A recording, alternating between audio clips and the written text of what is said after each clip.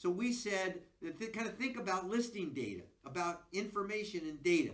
I have been struggling with this for a while. I came up with this idea a couple weeks ago that data is like the dinosaur bones that are buried in the ground, that if they stay there long enough, at some point they turn into oil. And then if you can extract that oil, there's value there. What if you could have bought the whole state of Texas before there were internal combustion engines? Before there was a need for oil?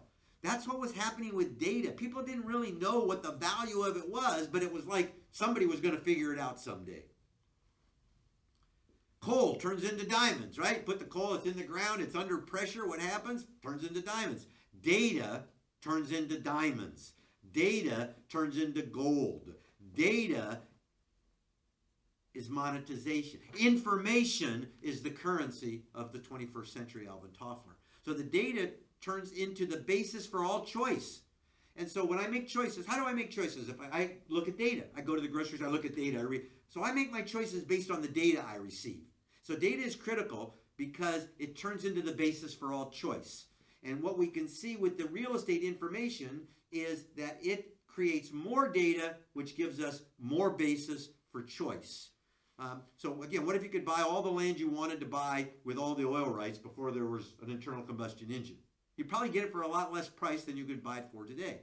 And so when the data first started to come out in real estate, everybody said, well, the data's not worth anything. Yeah, it's worth, we can sell leads, but that's all it's worth. So when you give us the data, then we're going to keep it and use it for whatever we want, and we'll figure out where the value is.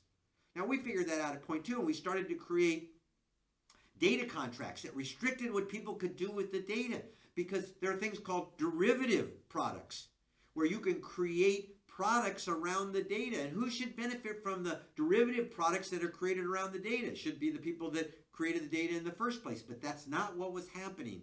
And so this data was out there everywhere, creating more data, but the only people benefiting were these websites that were displaying the data. So now think about this. We remember, as realtors, we say under all is the land. Under all is the land, and upon its wise utilization, right, society is born. Well, now we can say under all is the data. It's important that your listing data is critical. You need to understand this, and that data begets data. And so when you throw data out onto the web, it becomes bait. And people will be attracted to the bait. And if you can then track what they do with the bait, you're what? Accumulating more data. How long do they look at that picture? Which picture do they look like? Where do they go after they leave that picture? Where were they before they got to that picture? All of that information comes from the behavior of the consumer looking at something on the web. So know that when you give somebody your data, you're giving them much more than just that data. You're giving them the ability to create lots of data around that data. And then remember, the data lives forever. And sometimes people get this idea that the data, after it's old, is not worth anything. You see, today, it doesn't matter how old data is. It's all worth something. Because we've got the computing power today to crunch through a lot of data. And so the power of extensive data crunched by computers today is it helps computers understand the nuance, right? So you think about data. Think about yourself as a data collector. And so you're out there and you talk to people, and you collect all this data. And over your lifetime, you start to recognize that when somebody says something to you, when they say it to you one way, it means something. If they say it to you another way, it means something else. Nuance. You can tell if somebody says something to you and they turn their head a certain way, after you've observed that a couple times, you know that that's a nuance and that might mean something completely different. And so by observing, you can start to determine nuance. Well, one of the reasons that computers won't replace human beings is computers aren't good at nuance. And that's the human element. What humans are good at is nuance. And nuance allows us to do things machines can't do. But you know what? Machines can get better at nuance. All they need is what? More data. And so the more data we feed them, and then the more people that look at it, and then the more data, it doesn't matter if they were looking 50 years ago or 60 years ago or 80 years ago or 100 years ago, if we've got that element of data and it goes into many more data, many more elements of data. Remember we said about connecting the dots.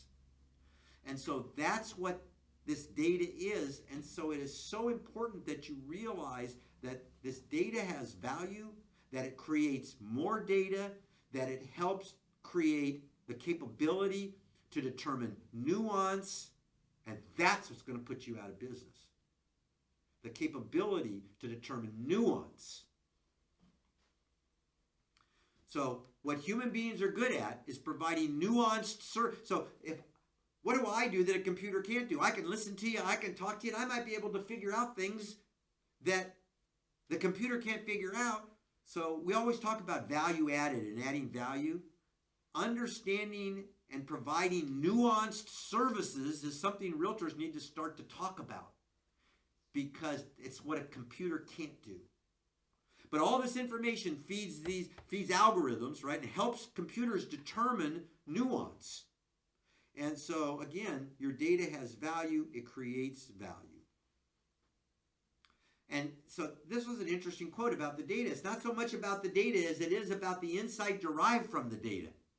And so if I have data, I don't need to expose it to the public. If I just have data and I let people look at it, I can look at the data, anything that I accumulate from it, I don't have to release that. But if I can look and determine behavioral patterns, that could have some value to me. So this is exactly what's happening. It's not so much about the data as it is about the insight derived from the data. Search patterns and trends, what insights and information will help the agent provide better value to the consumer. It's all about nuance. That's an interesting story about Target, just to kind of make this point. And I wish I had a little bit more detail, but around 2012, Target, looking at what people buy, looking at what women signed up for their, I'm going to have a baby, what do they call those? I'm going to have a baby, send me gifts, and these are the gifts I'm interested in, registries. So Target has baby registries. So the women would sign up for the baby registries. So they have that in a database.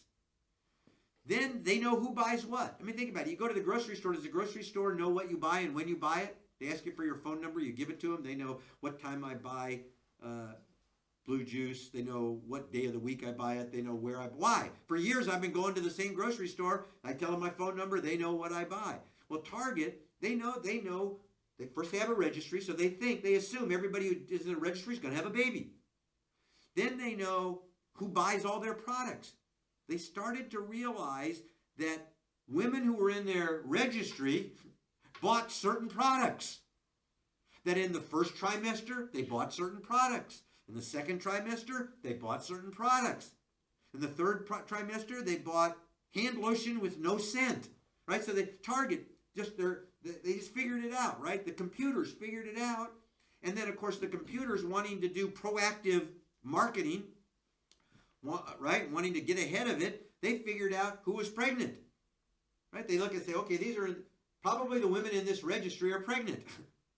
Now, we know that we have a history going back, let's say, 100 years of women who are pregnant. In the first trimester, they buy this. In the second trimester, they buy. So Target came to the conclusion, Target's computers did, that certain women were pregnant. And so they started sending solicitations out to buy stuff that you would buy if you were pregnant. But one of the young girls who got it, father got it. And he was beside himself because he didn't believe his daughter was pregnant. Matter of fact, she had not told him yet. And so he got in touch with Target, and as it turned out, Target knew he had to go back to his daughter, and sure enough, she was pregnant. And so the story, this was in 2012. And so the story is that the data tells you things. It shows you things. You can actually come to very logical conclusions if you look at enough data. What are listings on the internet? Bait. People go there, and what do? They exert different behaviors, and that's all of value. That's a great Target story. I love it. So every time you go shopping, you share intimate details about your consumption patterns with retailers. And they're studying those to figure out what you like, what you need, based on what you buy, so they know what to send you, what coupons to send you.